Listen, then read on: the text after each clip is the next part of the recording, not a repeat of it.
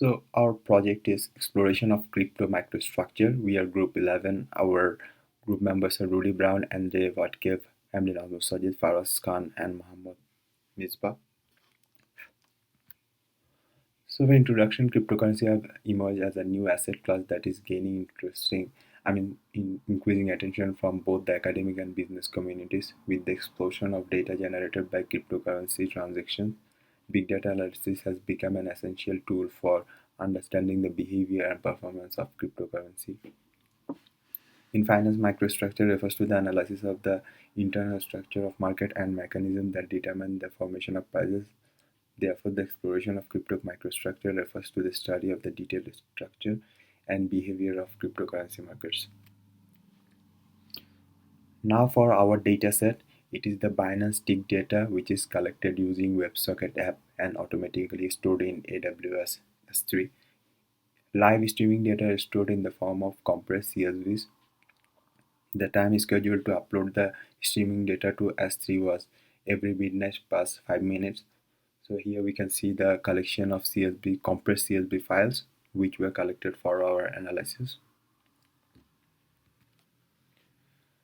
For financial terminology, we need to understand the aggregated trade streams we need to understand aggregated trade streams, which refer to the compilation of all trading activity for a particular asset or financial instrument. This information is often combined into a single stream or feed that provides real-time or delayed data on trading volume, prices, and other market matrices. Here, the provider of aggregated trade streams is Binance Exchange. This timestamp data can be used to track the price and volume of trades for a given trading symbol. In the figure, we can see the aggregated trade stream push trade information that is aggregated for a single taker order. The order basically includes the event type, event time, symbol of the cryptocurrency, aggregate trade ID, price, quantity, even the first trade ID, last trade ID, trade time, and even we can get the information that is the buyer, the market maker. And the file is also is in JSON format. Thank you, Sajid. We started an EC2 instance on AWS as our core machine on the cloud, and as you can see, it's been created and running. It provided us with a virtual computing environment. Then we install AWS command line interface to manage AWS resources, running tasks, and interact with AWS services from the command line. Once the EC2 instance was launched, we connected to it using SSH protocol. For security purposes, we specified a key pair to associate with the EC2 instance as an authentication parameter. It consists of a public key and a private key. The public key is stored on the EC2 instance, and the private key is downloaded to our local machine. This permission warning means that our key pair file is readable by someone else, and we should update the file permission in order to rectify the issue. In the next step, we created an S3 bucket and attached a policy to it by going to the permission tabs to enable access from the EC2 instance to the S3 bucket. This is the project's structure, and you can see Python files and other files here. We will explain them in more detail in the following slides about the Docker. We used Git to make local changes, then push them to a public repository, and finally pull these changes on our EC2 instance. And as you can see again here, we had some issues in the beginning with Git authentication, as passwords didn't work anymore. And we had to create the access token as an alternative to the password. And we will proceed with the presentation. Thank you. Thanks, Mohammed. Here I want to talk in more detail about the Docker files that facilitate the management of the project. First of all, create a directory called app and copy the content, and by content I mean our Python scripts and the Docker files itself, to the app directory and set the working directory to the app by this workdir command. Then install the Python dependencies listed in the requirements file and set the entry point to run the collector PyScript when the container is running. Then we have another Docker file, which is Docker Compose YAML. This file defines two services, Ophelia and app. The Ophelia service depends on the app service and uses the environment variables defined in the env file, and I'll talk about it on the next slide. The app service builds a Docker image and sets the container name to app, and here we define these volumes, and we need volumes to communicate with our local machine. As you may know, the Docker is an isolated environment. We will use this later to stream logs to CloudWatch from the local file machine. In the .env file, we set some variables that are used in our Python scripts. First of all, we just define the time zone to UTC and the market type to spot. Another possible option is future market. Then we list the symbols. In our case, we have just two symbols for Bitcoin and Ethereum. Then we set the rotation time to the midnight, and the rotation time is when the collected data will be uploaded to the S3, and the use S3 flag simply defines, do we want to use S3, do we want to upload to S3 bucket or not? If yes, then here is the path to that S3 bucket. And here you can see the two Docker containers are running on our EC2 instance. One is for uploading the data to S3 bucket, another is for data collection. And we use Docker Compose and think about it as a tool or a plugin for managing multiple containers at once. For example, here is an example how we use a simple command to stop two containers at once and to restart the containers. And with that being said, I want to pass to my colleague Faraz.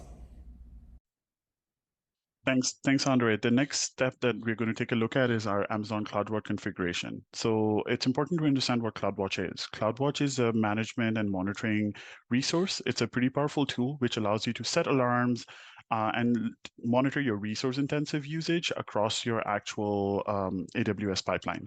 Now, we understand it doesn't really add much to our project in particular, as it's like we already know what resources we are using. But as this is a proof of concept for what is actually used in industry, we felt as a group it's important to use and implement in our pipeline. Some of the steps that we took during our project was firstly to install our CloudWatch agent onto our EC2 instance. This is the code that we used.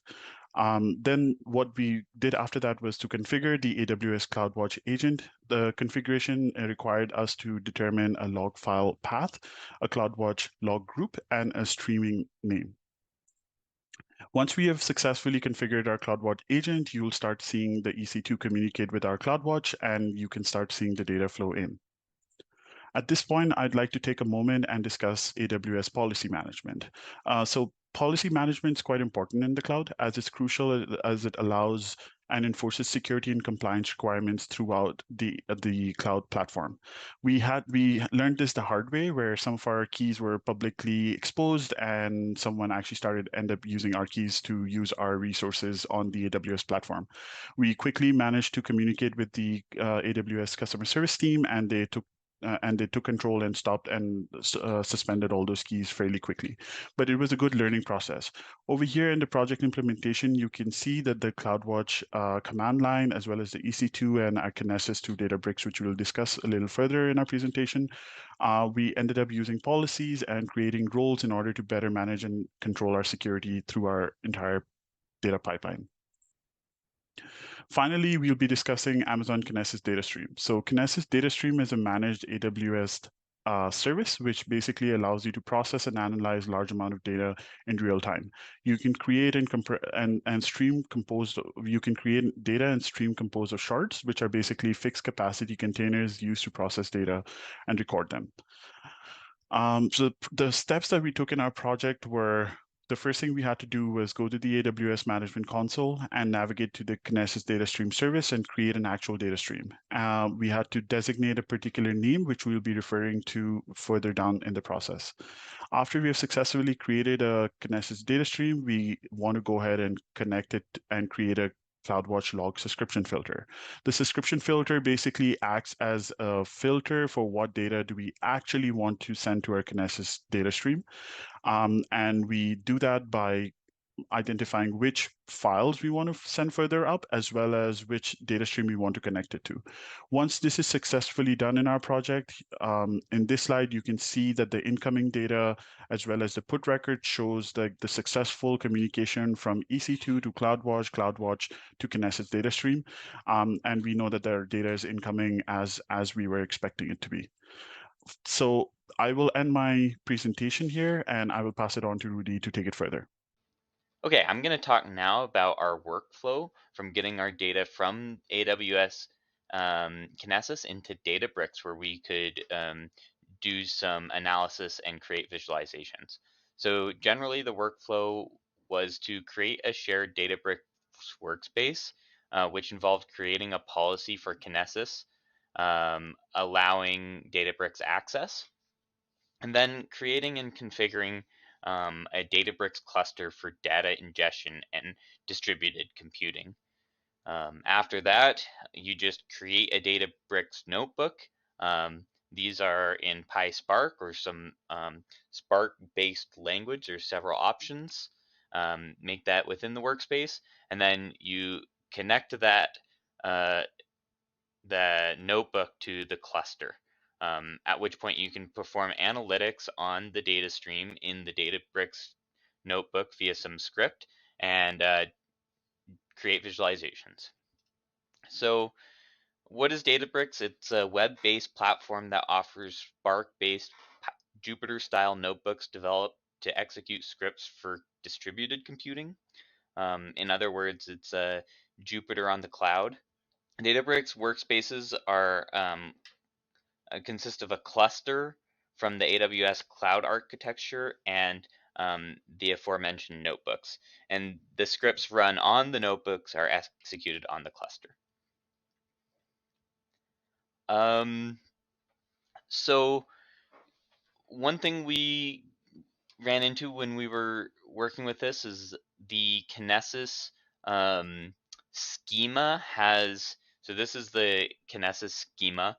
It has a data column which is encoded in some way, and we were really struggling to decode this through any method, even with the decoder, all the decoders available. So one way we worked around this was to use Bodo instead, and the way we did this was to loop over the records and extract the log events from the records by decompressing and decoding the data and append them to a list. And then once all the records in a batch had been processed, the script creates a Spark data frame. The script continues to loop and read data from the Kinesis stream, creating new batches of records and adding their log events to the messages list until the program is terminated. And so here's an example output from our Databricks visualizations. So in this image, the y-axis is the price of Bitcoin and the x-axis is time. The buy orders are marked as green and the sell orders are marked as red. As you can see, when there is an influx of buy orders, the prices increase and vice versa. You can actually see the chart changing because it is a video. And finally, here are some costs associated with the project. We accrued some costs using EC2 and Kinesis primarily. Well, that wraps everything up. Thank you for listening to our presentation.